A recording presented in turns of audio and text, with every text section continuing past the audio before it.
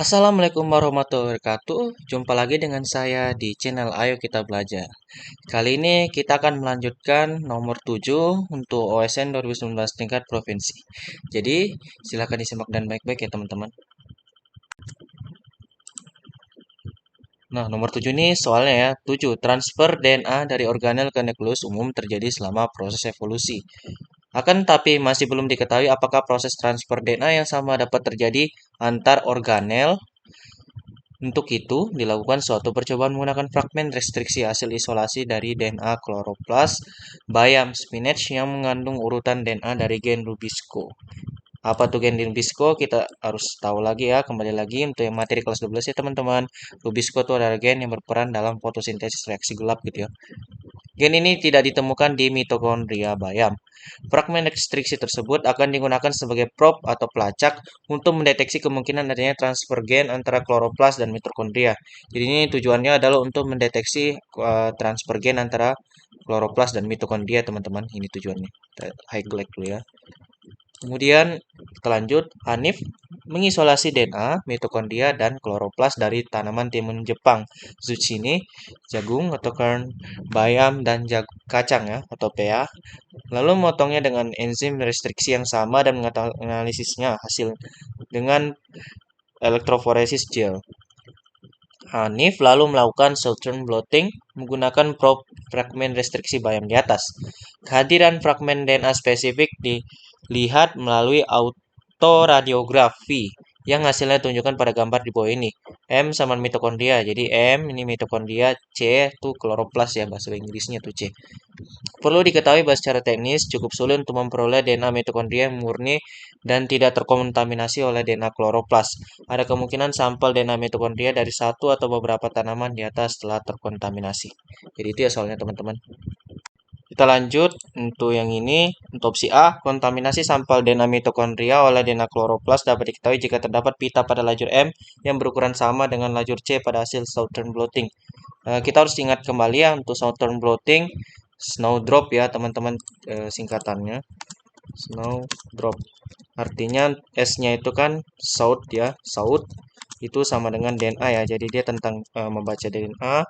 North itu RNA dan W itu western itu sama dengan protein. Jadi cara baca cepatnya gitu aja ya teman-teman. Nah, kita sudah tahu bahwa short itu untuk baca DNA.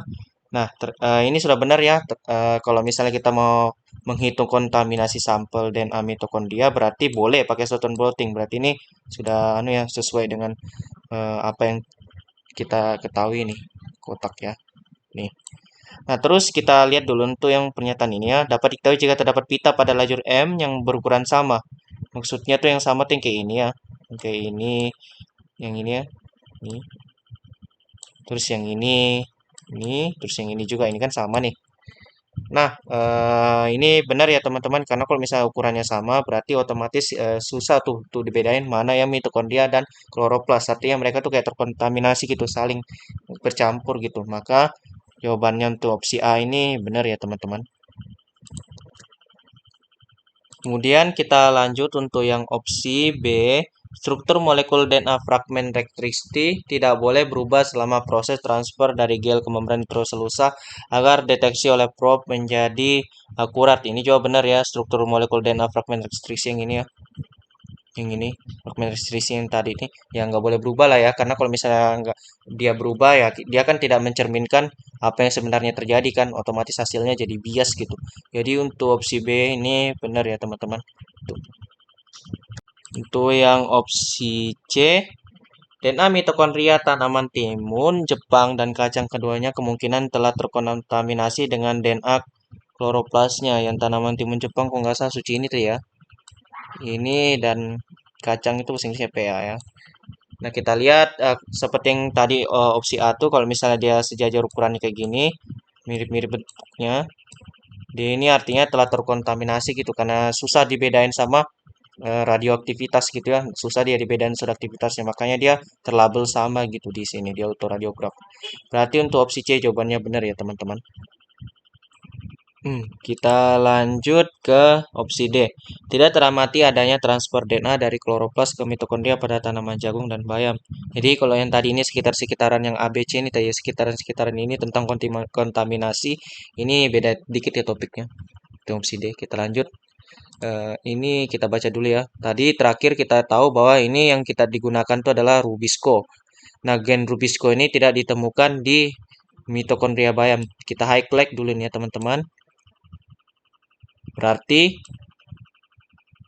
kita dapat satu kesimpulan nih. Kan kita lihat di sini kan kalau misalnya di mitokondria kan ada nih ternyata gen Rubisco. Sedangkan di ini secara alami tidak ditemukan Rubisco tuh di mitokondria bayam ya, mitokondria tadi nih. Nah, berarti dapat kita simpulkan bahwa ini kalau seandainya terjadi transfer DNA ya, transfer DNA, maka di mitokondria tuh ada gitu gennya ya. Ada gen Rubisco-nya. Makanya dia tercatat hitam sini ya.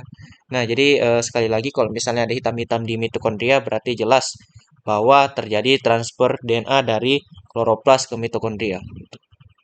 Itu kesimpulan dari autor ini. Kesimpulan besarnya.